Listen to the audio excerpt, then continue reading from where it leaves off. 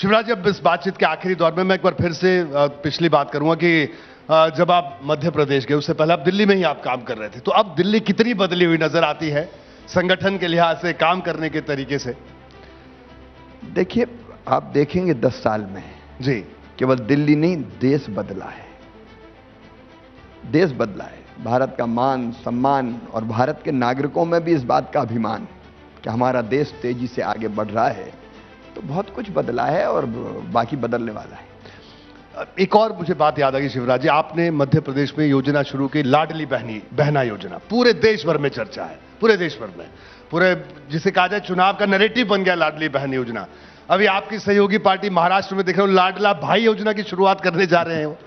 ये बहनों तक तो ठीक थे, जो बेरोजगार युवा है उनको भी वो उन्होंने कहा कि हम उनको कुछ देंगे, भत्ता देंगे, और नाम दे दिया लाडला भाई। मैं उनको बहुत बधाई देता हूं। तो ये आपकी सलाह थी या उनका अपना विवेक? मध्य प्रदेश में एक योजना और हमने बनाई थी, लेकिन लाडली बहना की आंधी में उसकी चर्चा नहीं हुई। वो थी मुख्यमंत्री सीखो और कमाओ योजना। मैं हमेशा से ये कहता रहा हूं कि बेरोजगारी भत्ता समाधान नहीं है, सॉल्यूशन नहीं है। हमने इसलिए योजना बनाई थी मुख्यमंत्री सीखो और कमाओ। उसमें हमने तय किया था, एक तरफ हमारे स्किल्ड मैन पावर की कमी है, दूसरी तरफ इंडस्ट्रीज को देखें, या केवल इंडस्ट्रीज की बात नहीं करता मैं, तो दूसरे कामों के लिए भी स्किल्ड मैन पावर नहीं मिलती। और इसलिए हमने ये योजना बनाई थी कि हमारे बच्चे काम सीखने अलग अलग कंपनीज में जाएंगे। केवल कंपनीज में नहीं, अगर कोई टेलर की दुकान पे भी जाता तो सिलाई का काम सीखेगा। तो अलग अलग काम सीखेंगे। काम सीखने के बदले उनको 8,000 रुपया महीना दिए जाएंगे, और जब साल भर तक वो काम में ट्रेंड हो जाएंगे तो या तो वहीं परमानेंट जॉब मिलेगा या वो अपना काम शुरू करेंगे। महाराष्ट्र ने भी ऐसी योजना प्रारंभ की है। मैं महाराष्ट्र को बहुत बधाई देता हूं, क्योंकि बेरोजगारी भत्ता नहीं, लोगों को काम सिखाओ। हमारा नौजवान भी नहीं चाहता कि वो बेगारी पाएं, उनको काम चाहिए, और काम के लिए अगर वो स्किल्ड होना उनका जरूरी है। स्किल्ड हो गया तो अपने आप काम मिल जाएगा। शिवराज जी, आपका जो काम करने का तरीका है, हर बार नवाचार, कुछ नया करना है, और एक छाप भी छूटती है, उससे जाहिर सी बात है। अब बतौर कृषि मंत्री फिर कोई लक्ष्य आपने सामने रखा है? क्योंकि मध्य प्रदेश में कई ऐसी चीजें हैं जिनका जिक्र आज भी हो रहा है और कई सालों तक होता रहेगा। लक्ष्य एक ही है, मैंने जो बताया प्रारंभ में ही। नंबर 1, किसान का कल्याण, उसकी आय बढ़ाने का काम। देश के केवल अन्न के भंडार नहीं, अब हम इस समय बासमती राय जो चावल है उसको हम लोग निर्यात करते हैं। 46,000 करोड़ रुपए का चावल हमारे यहां से एक्सपोर्ट होता है। हम गेहूं के भंडार भी भर रहे हैं, और सरबती गेहूं जैसा एमपी वीट के नाम पे आपने सुना होगा जी, वो भी एक्सपोर्ट क्वालिटी का है। हम फल सब्जियां इतनी पैदा करें कि हमारे देश की जरूरत पूरी करने के साथ साथ दुनिया को भी हम सप्लाई करें, भारत को फूड बास्केट बनाएं पूरी दुनिया का, ये हमारा संकल्प है। और किसानों के कल्याण के साथ साथ देश के अन्न के भंडार भरने के साथ साथ तीसरी चीज ये है कि जो अन्न फल और सब्जी पैदा हों वो मनुष्यों के लिए भी हितकारी हों, नहीं तो कई रोगों का घर बन जाता है, विशेषकर पेस्टिसाइड्स वगैरह के कारण। जी बिल्कुल। और दुनिया के लिए भी उपयोगी हो, और सॉइल हेल्थ, धरती का स्वास्थ्य भी बना रहे। तो ये हमारी अलग अलग जो 3 प्रकार के हमारे उद्देश्य हैं, उनको साथ मिला के हम काम कर रहे हैं।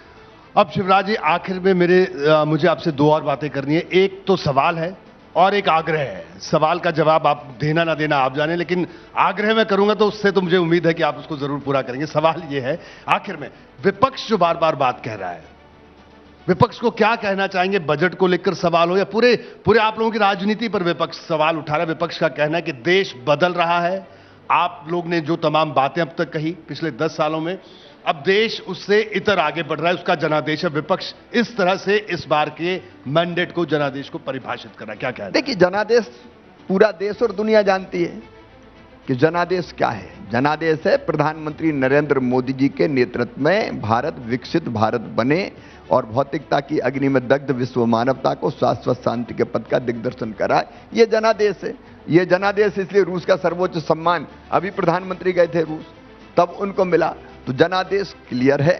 विपक्ष को मेरी अपील यही है कि लोकतंत्र में स्वस्थ संवाद होना चाहिए, डिबेट होना चाहिए, बहस होना चाहिए, सुझाव और सलाह आना चाहिए। हम लोग दुश्मन नहीं हैं, वैचारिक मतभेद हम में हो सकते हैं, लेकिन हम दुश्मन थोड़ी है कि हम चलने ही नहीं देंगे, हम होने ही नहीं देंगे।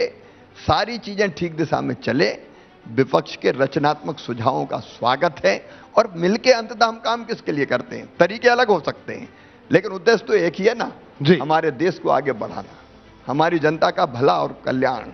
तो मिलके इसके लिए काम करें, कम से कम तो अपना विचार प्रकट करें, अपने सुझाव दें, सलाह दें। असहमति है तो उनके पास लोकतंत्र में जो हथियार है सरकार के खिलाफ वो भी हैं, लेकिन दुश्मन ना माने। जिस ढंग का व्यवहार विपक्ष कर रहा है जी, वो सचमुच में शोभनीय नहीं है और शुभ भी नहीं है। तो शिवराज जी, आखिर में जिस आग्रह की मैं बात कर रहा हूं वो यही था कि इस मौजूदा जो सियासी माहौल, इस पे 2 पंक्तियां जरूर गुनगुनाइए, क्योंकि हमें पता है बहुत अच्छा आप गाते हैं, गुनगुनाते हैं। जरूर चाहूंगा जोरदार तालियां इस बात के लिए शिवराज जी के लिए। सियासत 2 पंक्तियां जरूर, ये आग्रह है शिवराज जी। सियासत में कहां पंक्तियां दोहराते हैं, और मैं तो राजनीतिक हुई थोड़ा कम जी। बस यही अपराध मैं हर बार करता हूं, आदमी हूं आदमी से प्यार करता हूं। एक पंक्ति और शिवराज जी, कोई भी गुनगुना के जरूर, और फिर हम अंत करेंगे सत्र का बड़े कंस्ट्रक्टिव रचनात्मक तरीके से, जिसका जिक्र आप कर रहे हैं। मैं बसाना चाहता हूं स्वर्ग धरती पर, आदमी जिसमें रहे बस आदमी बनकर, उस नगर की हर गली तैयार करता हूं, आदमी हूं आदमी से प्यार करता हूं। वाह, क्या बात। बहुत बहुत शुक्रिया शिवराज सिंह चौहान साहब आपका एबीपी न्यूज से बातचीत करने के लिए। आपको भी रोहित जी और एबीपी परिवार को मैं बहुत बहुत धन्यवाद देता हूं। तो शिवराज सिंह चौहान हमारे साथ मौजूद थे, देश के कृषि मंत्री, मध्य प्रदेश के पूर्व मुख्यमंत्री, और उनका साफ कहना है कि बजट, वो बार बार ये कह रहे हैं कि देश को आगे बढ़ाने वाला है, और विपक्ष जो तमाम बातें कह रहा है उनका कहना है कि विपक्ष का ये सिर्फ दुष्प्रचार है। तो फिलहाल अब तक एक छोटे से ब्रेक का, ब्रेक के बाद भी एबीपी न्यूज पर शिखर सम्मेलन जारी है। जैसे ही घड़ी का काटा दोपहर 2:30 पे आए, बबीता जी का दिल सास बहू साजिश के लिए मचल जाए। और ये है इनकी बहू, पूरे दिन ऑफिस की टेंशन हो जाए गॉन जब ये करें अपना फेवरेट शो फ्री टाइम पे ऑन। इनकी तरह आप भी देखें अपना फेवरेट शो अपने टाइम पर, और डाउनलोड कीजिए एबीपी लाइव ऐप अपने स्मार्ट टीवी पर।